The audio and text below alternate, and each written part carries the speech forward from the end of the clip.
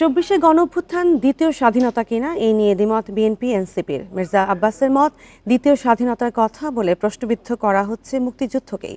অন্যদিকে নাগরিক পার্টি প্রধান নাহিদ ইসলামের দাবি ৭১ ও ২৪কে যারা পরস্পর বিরোধী বলছেন গণঅভ্যুত্থানকে ধারণ করতে পারেনি তারা।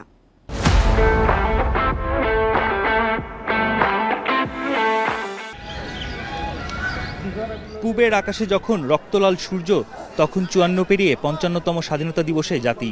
শোষণ বৈষম্যের বিরুদ্ধে বাঙালির লড়াই, আত্মত্যাগ স্মরণে জাতীয় স্মৃতিসৌধে সমবেত সর্বস্তরের জনতা। ৭১-এর পর ২৪শে জুলাইয়ের গণঅভ্যুত্থান হয়েছে সংস্কার আর পরিবর্তনের অঙ্গীকারে। অনেকে একে বলছেন দ্বিতীয় স্বাধীনতা, তবে তা নিয়ে দ্বিমত বিএনপির। দলটির স্থায়ী কমিটির সদস্য মির্জা আব্বাস বলছেন, দ্বিতীয় স্বাধীনতা বলে কিছু নেই। আজকে স্বাধীনতা দিবস প্রমাণ করবে যে দ্বিতীয় স্বাধীনতা বলে বাংলাদেশে কিছু নাই। যারা বলে তারা আজকে স্বাধীনতা দিবসকে একটু খাটো করতে চায়, অর্থাৎ ৭১-এর স্বাধীনতা তাদের কোনো ভূমিকা ছিল না, সুতরাং এই দিনটাকে তারা খাটো করতে চায়। আমি বলবো যে তারাই যেন একটু নিবৃত্ত থাকে, এই স্বাধীনতা দিবসকে যেন সম্মান জানায় এবং সম্মান করে। তবে এই বক্তব্য মানতে নারাজ এনসিপি প্রধান নাহিদ ইসলাম। তিনি বলছেন, ৫৪ বছরেও ৭১-এর আকাঙ্ক্ষা বাস্তবায়ন না হওয়াতেই ২৪শের গণঅভ্যুত্থান, একে ধারণ করতে পারছেন না অনেকেই।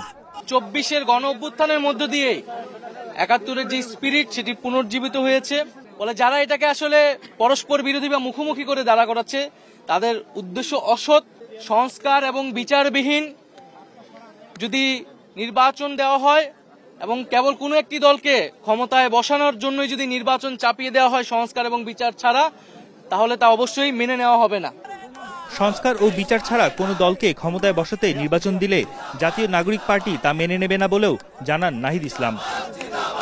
স্বাধীনতার ৫৪ বছরে অনেক এগিয়েছে বাংলাদেশ, সুযোগ ছিল আরও বেশি।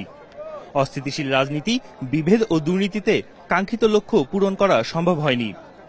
৫ আগস্টের গণঅভ্যুত্থান নতুন করে স্বপ্ন দেখাচ্ছে এ জাতিকে। বৈষম্যহীন রাষ্ট্র হবে চাওয়া একটাই। বন ইবনে কামাল, ইন্ডিপেন্ডেন্ট নিউজ, সাভার।